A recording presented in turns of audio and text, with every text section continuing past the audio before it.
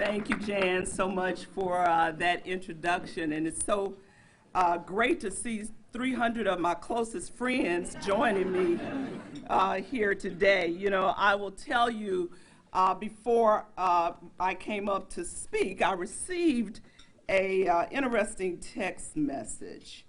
And that message was from my 16-year-old granddaughter, who I assume is in school today. But her message was, "Are you going to New Orleans for the game Monday?" And so, with that being said, I think the answer is very clear. Go Tigers. So I hope to see many of you all there as well as we cheer the Tigers on. They were cheering early. So I want to thank the Rotary, first of all, for having this event every year. And happy 2020 to all of you all.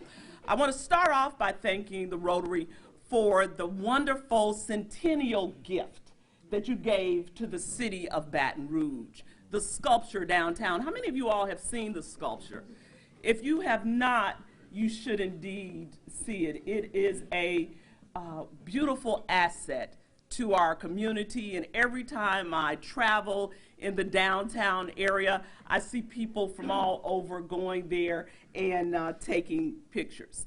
And so, 2020, I'm sure you've already heard so many puns about 2020, right? You know, you've heard 2020 is going to be indeed filled with so many puns about perfect vision that I can't wait to see them. Or perhaps you heard the class of 2020. I can see the future very clearly. Or perhaps vision with action is stronger than hindsight 2020. Well, you know, the truth is that since I assumed office, I've had a very clear and distinct vision of peace, prosperity, and progress. And it's been very clear to me, and you've heard me say it over and over again. Why? Because my commitment to this vision is steadfast and immovable. Our leadership team, which is here with me today, Kelvin Hill, Daryl Gizzle, Pam Jones, Jared Homowitz, Courtney Scott, Casey Paulin, Rowdy Goday, Vaneeth Iyengar, and I think Mark Armstrong, all are committed to this vision as well. And I'm going to ask you to celebrate them because they work hard in the trenches with me on a daily basis.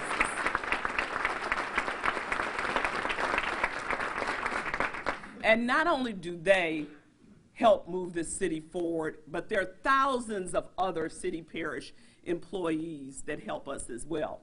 Now, you know, last year when I came, I started off by talking about some highlights, of course, of 2018. And one of the goals that I had, as you will recall, is that I was going to implement the 15 minutes with the mayor. How many of you all remember that? Well, we implemented it, and I had 75 people who took me up on 15 minutes with the mayor. And I'm proud to say I didn't have to kick any of them out. And so I'm bringing that up because in case I don't have time for a Q&A at the end of my presentation, because I have so much to tell, that please take me up on 15 minutes with the mayor or email me at mayor@brla.gov and I'll answer your question. Our leadership team, as I said, has been committed, and our employees, to creating government focused on efficiency, quality service, and innovation in a full partnership with all of you. Now, my team will tell you, and I'm sure they have their own private conversations about this behind my back. Because, you know, as corporate leaders, sometimes your employees talk about you behind your back. If you don't think they do, you're deceiving yourself. But mine always say wonderful things about me. But they will tell you that they're all shaking their heads. Yeah, Mayor, we do. they will tell you that one of the many sayings or proverbs that I have is that each day is filled with what? Its own set of challenges and triumphs. We tackle the challenges and we celebrate the triumphs. Well, today I'm going to start with the triumphs, the victories and achievements from the past year, and also some future goals that we have as well. Now, it's a very long and comprehensive list, so long that I can't tell it all today. So you can also find our list of accomplishments on Monday at our website at brla.gov. We'll have the extensive, comprehensive list listed there. As I shared, this administration is focused on efficiency, quality service, and innovation. And so this goal led us to engage Management Partners, a consulting firm specializing in helping government organizations improve their operations. They identified $7 million in revenue based on operational changes, adjusting some of our other user fees to cover actual costs, and reductions in our employee health care costs. And so we are now in the implementation phase of these saving measures, which should be music to your ears. Now, with the assistance of Management Partners, each one of our departments now has established a formal annual operational work plan with performance measures. And as your Mayor President, it is my ongoing goal to make certain that services are being delivered in the most effective and cost-efficient way. And it is the mission of our department leaders. In the next 4 years, I anticipate $25 million of revenue gains from our efficiency improvements. As you recall, last year I started my presentation by citing Move EBR as a big win for 2018. Well, in 2019, it is still a big win. It's still a big deal. We implemented a 2.85 multiplier for the program management contract, $150 million in bond sales at a 3.2 interest rate, and we completed the project prioritization ahead of schedule. Now, you can access the initial schedule of all of our projects online at brla.gov. Our belief is in transparency. So we want you to be connected with everything that we're doing in city parish government. You know, someone recently said that every day it seems that a new weather or extreme weather catastrophe happens somewhere in America. Well, for many in our region, that day came in 2016, as you recall. And our administration has been committed to doing our part to improve water management. Flood mitigation projects are approved and in progress, including the Comite Diversion Canal, $334 million, the Amite tributaries, $255 million, our Stormwater Master Plan, $15 million. In addition, we have implemented a strategic maintenance plan to address street drainage. My goal is to decrease flood potential for every household by 2 feet in 2025. While I cannot mandate a healthy lifestyle, I certainly want our citizens to prosper in every area of their lives, including their health. I am so proud of the work that we have achieved through our Mayor's Healthy City Initiative, Healthy BR, as we call it. We are building a culture of health. We received $2.5 million to address food access and secured over $4.5 million in grants that were dispersed to local nonprofits, many of you in the room, and businesses in disinvested communities. Through the Go Get Healthy program, over 15,000 units of fresh foods were sold in the 70805 zip code. This year, we anticipate the announcement of at least one grocery store in a disinvested community through our work with Hope Enterprise Corporation and their Fresh Food Retailer Initiative.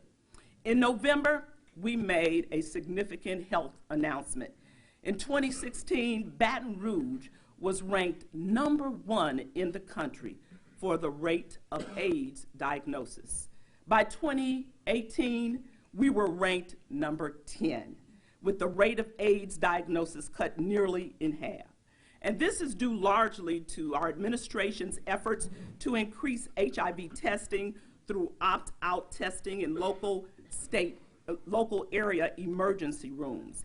In the next 4 years, we will work with our community partners to remove Baton Rouge from the top 10 list of cities with HIV and AIDS. Most recently, healthcare and economic development expanded in North Baton Rouge with the announcement of Oceans Healthcare in the former surgical center in Howell Place. We are addressing behavioral health and creating 100 jobs and putting a building back into commerce. Speaking of behavioral health, this community is going to lose a gem of someone in Jan Kosofsky, who has contributed to the fabric of behavioral health and mental health issues in Baton Rouge. Jan, we celebrate you and we thank you for your contributions.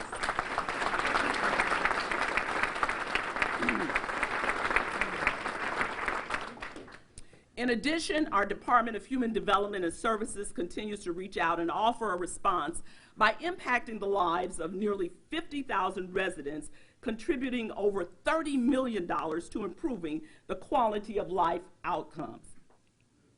Better outcomes for our community dictate intentionality. They just don't happen. And that's why I have been intentional about addressing pockets of disinvestment in our city. You know, sometimes people say, well, it seems like all the mayor cares about is North Baton Rouge and other areas. Well, the truth of the matter is I care about every zip code in this community, every zip code, and each and every one of you. But it also means that in order for us to lift up this city, to lift up this parish, we cannot ignore those areas of disinvestment. When we lift them up, we lift up the entire city and parish.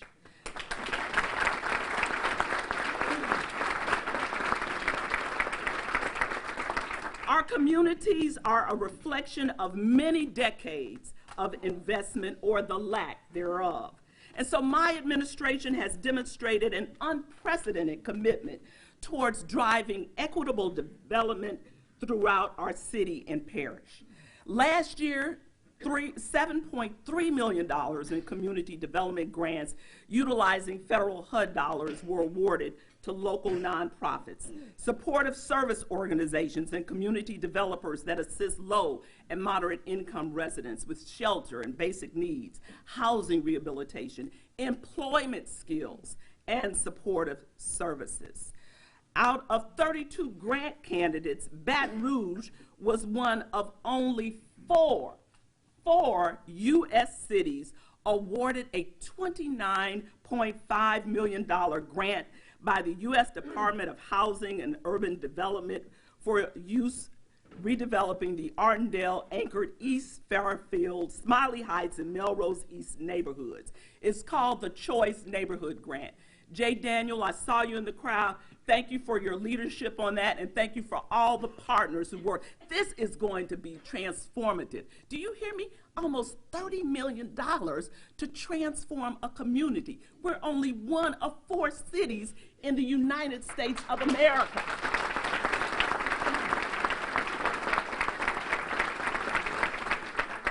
You might have recently heard about our bus rapid transit grant. We are doing it, Baton Rouge. Baton Rouge is the recipient of a $15 million U.S. Department of Transportation grant covering 37% of the bus rapid transit project's anticipated $42 million cost. Now, this 9-mile line connects Plank Road to Nicholson Drive with stops along the way in North Baton Rouge, downtown, and LSU's campus. You can't beat that with a stick.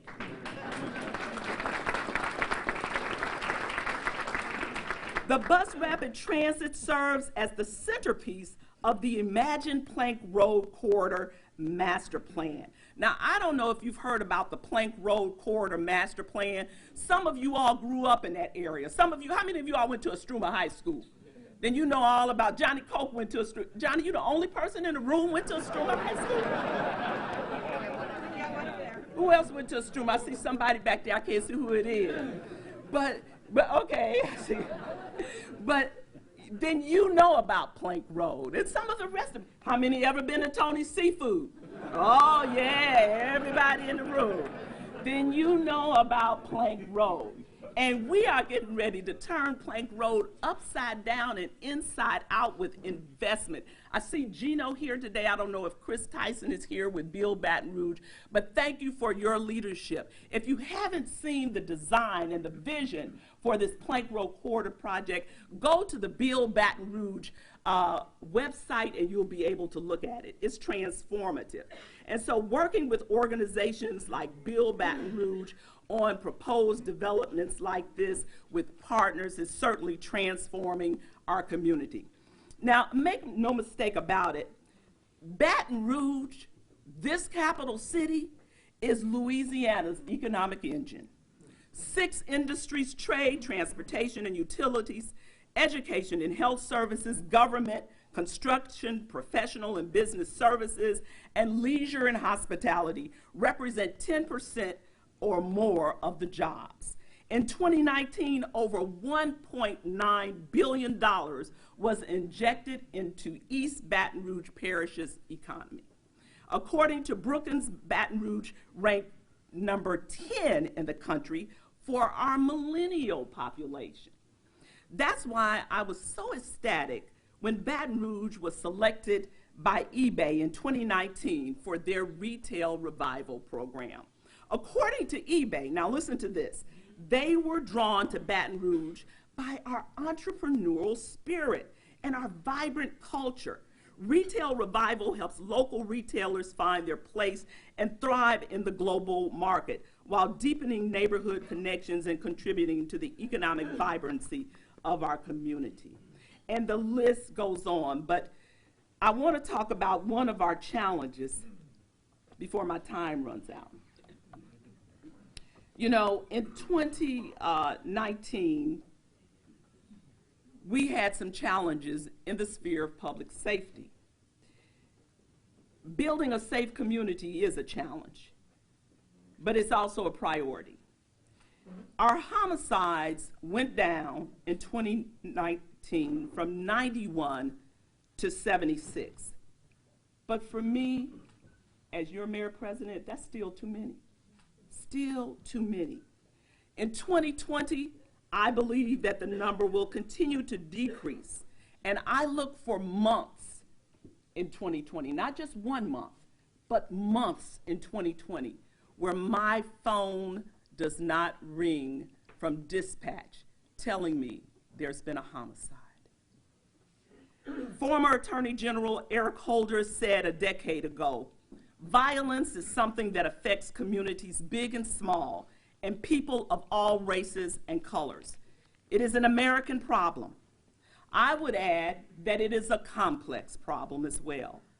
Thomas App, the author of Bleeding Out, emphasizes hotspots policing, focused deterrence, crime prevention through environmental design, and street outreach, coupled with procedural justice. Chief Paul and the great men and women of the Baton Rouge Police Department have developed a comprehensive strategy for 2020, which reflects many of APP's recommendations. Preventive strategies using technology, community engagement, and smart deployment. While community policing remains a strong and effective pillar for our police department, they will be intensified efforts by the Street Crimes Unit and Narcotics Division to extract key offenders and disrupt and dismantle the most violent drug trafficking organizations in our city. And it's through the implementation of new technology, such as the Real-Time Crime Center, the new computer-aided dispatch system, and the new records management system, that our police department can connect with other public safety agencies and also get a cohesive understanding of critical situations as they unfold, which saves lives and protects property. One great example of the use of technology is about to roll out in March in the Sherwood Forest neighborhood, where they have real-time police cameras, license plate readers at every entrance of their subdivision, and our police force will have both recorded and live video feeds of every vehicle and pedestrian that enters and leaves the neighborhood. This is a pilot program, and I want to thank the Sherwood Forest Crime Prevention District for the largest pilot program of its kind in Louisiana.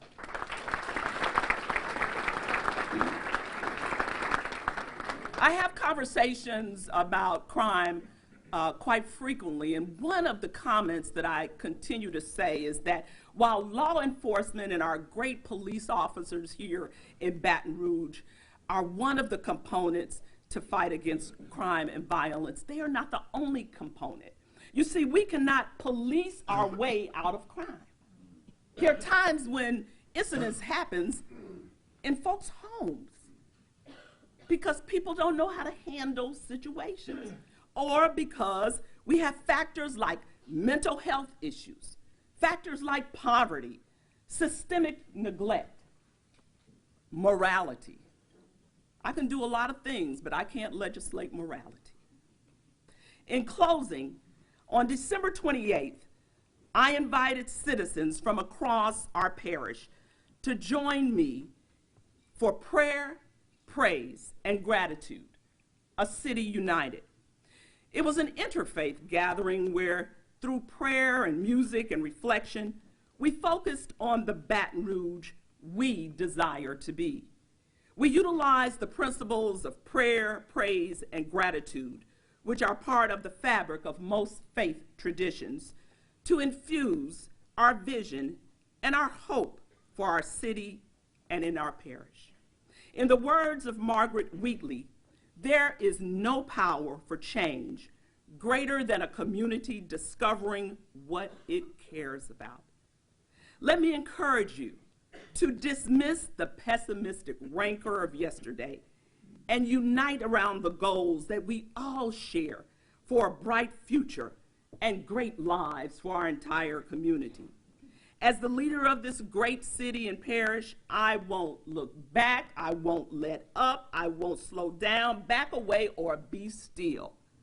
I will keep my eye on the prize for each and every one of you to build a community of peace, prosperity, and progress.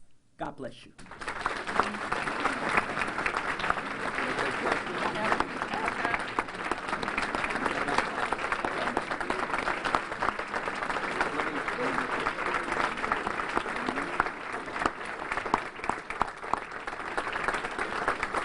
The mayor is willing to take a few questions. If you'll notice, there are microphones in the stands, two sides. But we do need the first questioner to turn the microphones on.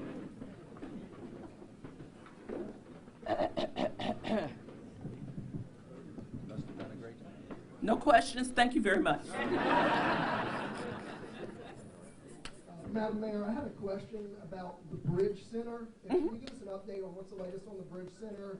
Also, can you talk to us a little bit about development around Mid-City, specifically Baton Rouge General, and maybe is there some correlation between those two things? I'll work on all three of those questions you just asked. Let's start with the first one, the Bridge Center. I am having a meeting with the new executive director of the Bridge Center in the upcoming weeks. It's my understanding that they are looking for a facility, and as you bring up Mid-City, one of the facilities that has been given strong consideration is certainly the Baton Rouge General Hospital. Next, I think you talked about development in Mid-City. You know, Mid-City is thriving. Where is Jerry? It's thriving. They're getting ready for their next parade, but I will tell you, adjacent to me, and in fact, there's a young man who is about to develop a major project on the corner of Florida and Acadian, right across the street from the hospital. This young man, this young entrepreneur, had a vision for developing a business.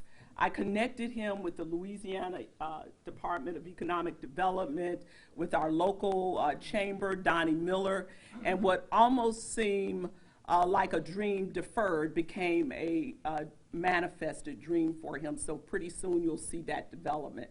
So there are a lot of positive developments that are taking place in Mid-City, some that I can't share with you at the moment. You know, one thing I've learned about economic development, you can be on the brink of a project, and then everybody comes to you and says, don't say anything about it yet, right? And so one of the other adages that I have for my team is that loose lips sink ships. So I don't want to sink any promising ventures that are on the horizon, but I will say, stay tuned.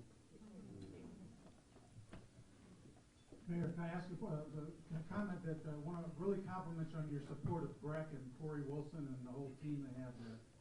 The question I have is, I've read a lot in the business report about J.R. Ball's column about our assessor not assessing property at their fair market value and losing a lot of property tax money for the city parish. What can you say about that, or how can we get that changed, I think? Well, I certainly think it's worth a conversation with the assessor. Let me tell you, we had a staff meeting the other day, and in order for us to accomplish a lot of the goals that benefit you as citizens in our entire community, we need to generate revenues.